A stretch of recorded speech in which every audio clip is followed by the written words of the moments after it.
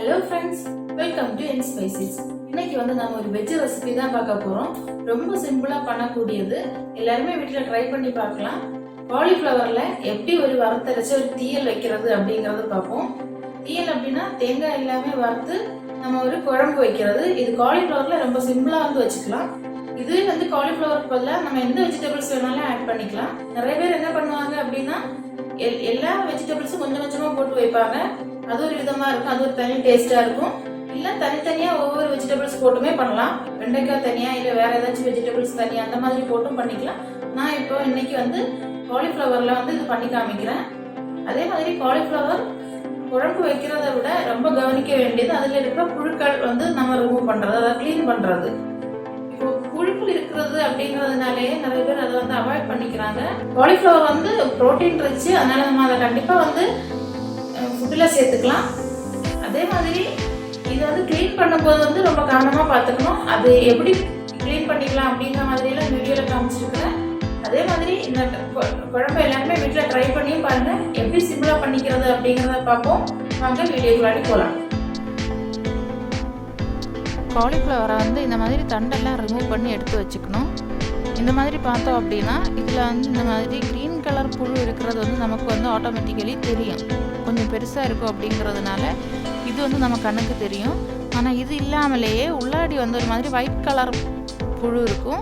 அது காமிக்கிறேன். உள்ளாடி க்ளீன் பண்ணும்போது இது எல்லாத்தையும் கொஞ்சம் கொஞ்சமாக பிச்சு போட்டு நம்ம இப்போ ஒரு சுடு தண்ணியில் இதை வச்சுக்கலாம். இதை வேக வச்சு எடுப்பாங்க. ஆனால் வேக வச்சு எடுத்துட்டோம் அப்படின்னா அதோட டேஸ்ட் வேறு மாதிரி ஆகிடும். அதனால் சுடு தண்ணியில் ஒரு 10 to 15 minutes வச்சு எடுத்தாலே போதும்.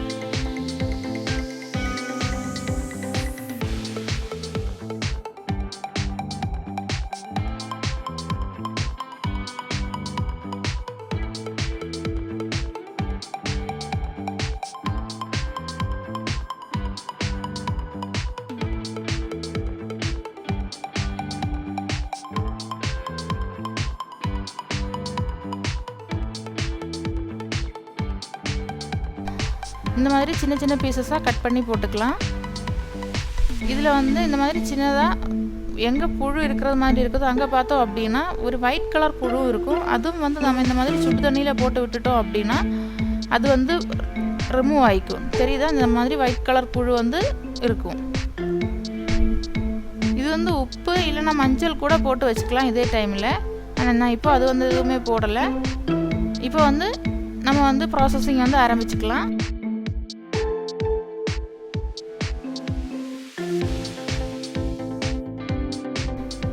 மண்சட்டி எடுத்து வச்சு அதில் ஒரு கப்பு தேங்காய் போட்டு நல்லா வறுத்து எடுத்துக்கிறேன். தேங்காய் வறுக்கும் போது ஆயில் விடணும் அப்படிங்கிற தேவை கிடையாது. அதுவே நல்லா ப்ரௌன் கலராகி நல்ல ஒரு ஸ்மெல்லு வர ஸ்டேஜ் ஆகும். அந்த டைமில் நம்ம உப்பு ஆட் பண்ணிக்கலாம்.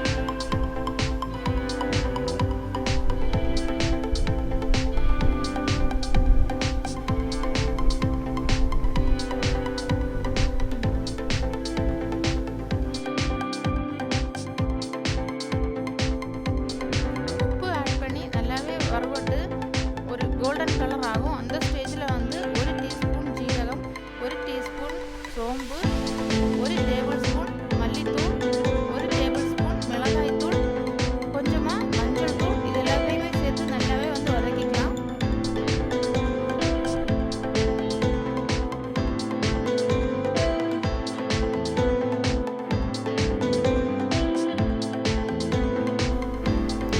கூடவே 3 அள்ளி பூண்டு, ஒரு 5 சின்ன வெங்காயம் சேர்த்து வதக்கிக்கலாம். கடைசியாக ஸ்டவ் ஆஃப் பண்ணி அது கூடவே நம்ம இப்போது ஒரு நெல்லிக்காய் அளவு புளி சேர்த்துக்கலாம். புளி நல்லது அப்படின்னா மட்டும் இந்த ஸ்டேஜில் சேர்த்துக்கணும். இல்லை இல்லை அப்படின்னா நம்ம கரைச்சி தான் சேர்த்துக்கணும். நான் இப்போ வந்து இது கரைக்காமல் அப்படியே சேர்த்துக்கிறேன். இதை வந்து ஆற வச்சு நம்ம இப்போ வந்து மிக்சியில் வந்து அரைச்சி எடுத்துக்கலாம். அதே கடாய் வச்சு அதில் வந்து 2 டேபிள் ஸ்பூன் வந்து ஆயில் விட்டுக்கிறேன். ஆயில் வந்து சூடானதுமே அதில் வந்து கடுகு போட்டு தாளிச்சுக்கலாம். கூடவே 1/2 கப் பெரிய வெங்காயம் வந்து சின்ன சின்னதாக கட் பண்ணி வச்சுருக்கிறேன். அதையும் வந்து போட்டு வதக்கிக்கலாம். கறிவேப்பிலை, நம்ம தாளிக்கிறதுக்கு என்னென்ன யூஸ் பண்ணுவோமோ அது எல்லாத்தையுமே வந்து இங்கே யூஸ் பண்ணிக்கலாம்.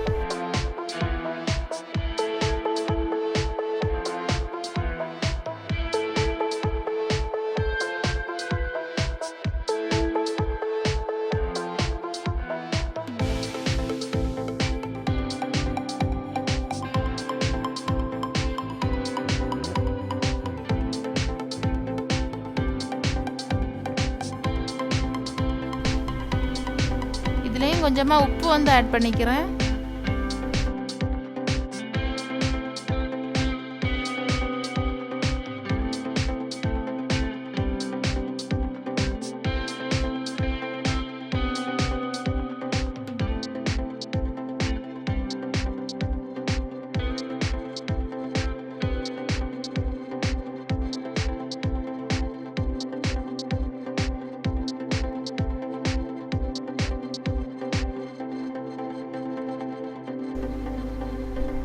இப்போ நம்ம க்ளீன் பண்ணி வச்சுருந்த காலிஃப்ளவர் வந்து ஆட் பண்ணிக்கிறோம்.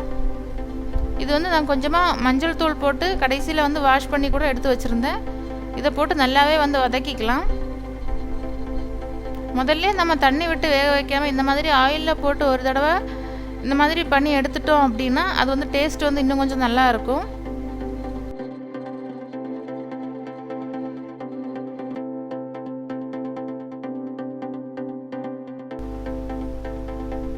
இது கூடவே 2 வட்டை மிளகாய் வந்து கிள்ளி போட்டு சேர்த்துக்கிறேன். கொஞ்சமாக இஞ்சி பூண்டு பேஸ்ட்டு சேர்த்துக்கிறேன்.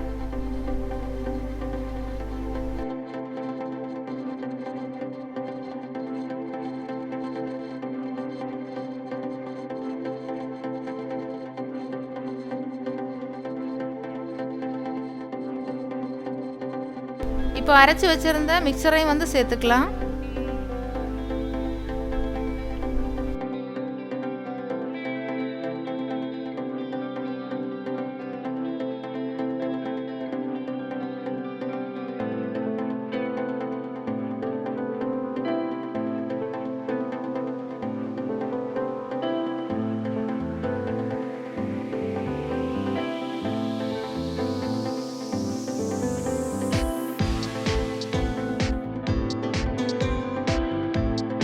அவ்வளோதான், நம்மளோட ஈஸியான காலிஃப்ளவர் வறுத்தரைச்ச தீயல் வந்து ரெடி ஆகிடுச்சு.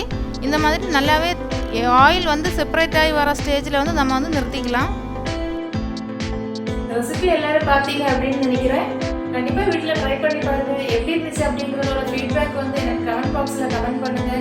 சப்ஸ்கிரைப் பண்ணாமல் யாராச்சும் பார்த்துட்டு இருந்தீங்க அப்படின்னா சப்ஸ்கிரைப் பண்ணுங்க. தேங்க்ஸ் ஃபார் வாட்சிங்.